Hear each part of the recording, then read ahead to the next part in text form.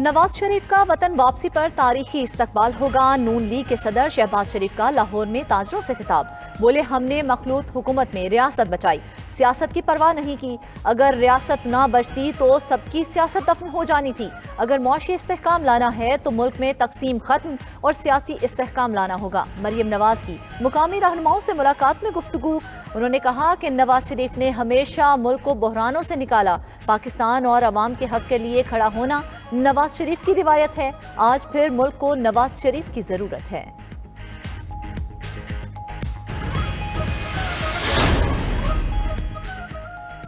P T I کو دھاندلی کے ذریعے اقتدار سے لایا گیا، تحریک انصاف کے دور میں ملک کے ساتھ کھلواڑ کیا گیا۔ رہنما مسلم لیگ نون رانا ثناء اللہ کا فیصل آباد میں تقریب سے خطاب، بولے نواز شریف ملک اور قوم کی امید بن کر واپس آ رہے ہیں، ہمیں 16 ماہ تو آئی ایم ایف کو منانے میں لگ گئے کہ ہم سے معاہدہ کر لیں، پی ٹی آئی حکومت کے معاہدے توڑنے کا خمیازہ ہمیں بھگتنا پڑا، آج آئی ایم ایف ہمیں تگنی کا ناچ نچا رہا ہے۔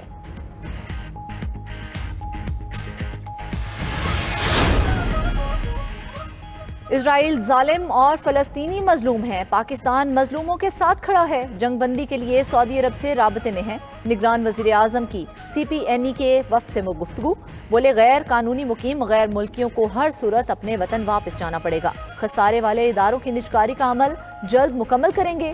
وزیر اعظم دورہ چین میں مائننگ، آئی ٹی اور زراعت میں سرمایہ کاری کے لیے پر امید۔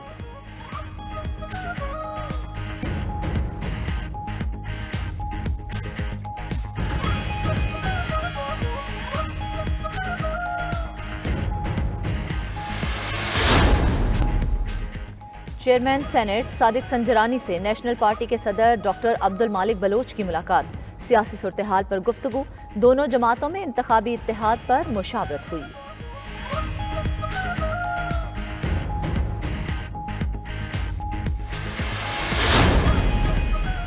اور چاول کی فصل کی باقیات جلانے سے سموک بڑھتی ہے، کسانوں کو فصل کی باقیات جلانے سے روکنے کے لیے میڈیا آگاہی فراہم کریں، نگران وزیر اعلیٰ پنجاب محسن نقوی کی ساہیوال میں گفتگو، مزید کہا صوبے میں ڈاکٹرز کی کمی کو دور کیا جائے گا، میڈیکل اور صحت کے مسائل حل کریں گے، ساہیوال کے ترقیاتی منصوبے مقررہ مدت میں مکمل ہوں گے۔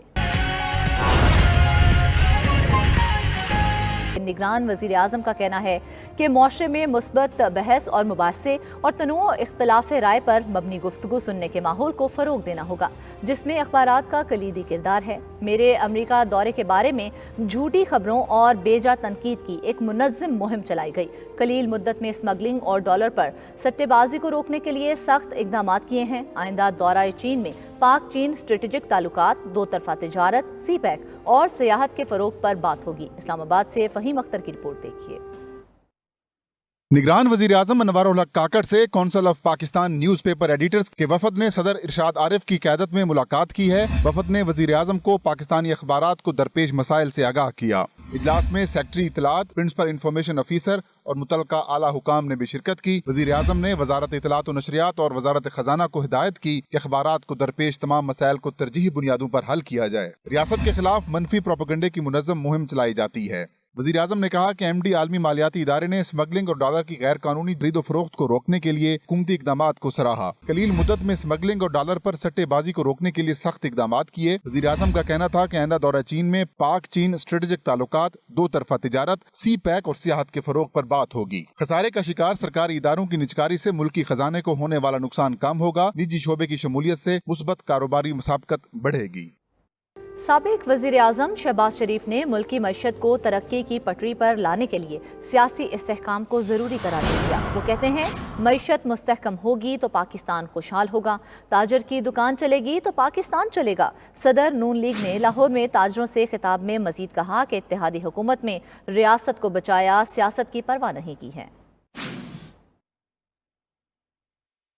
وہی نواز شریف جو تیسری مرتبہ وزیر اعظم منتخب ہو کر آیا آپ کے ووٹوں سے، اپنے 5 سالہ دور میں، بلکہ اس سے پہلے 20 گھنٹے کے اندھیرے ختم کر دیے۔ سی پیک کے ذریعے 30 ارب ڈالر کی سرمایہ کاری ہوئی۔ پورے پاکستان میں ترقی اور خوشحالی کے منصوبے تیزی کے ساتھ نواز شریف کے دور میں مکمل ہوتے رہے۔ نواز شریف کی قیادت میں اور مخلوط حکومت نے ہم نے ریاست को बचाया और सियासत को हमने उसकी परवाह नहीं की।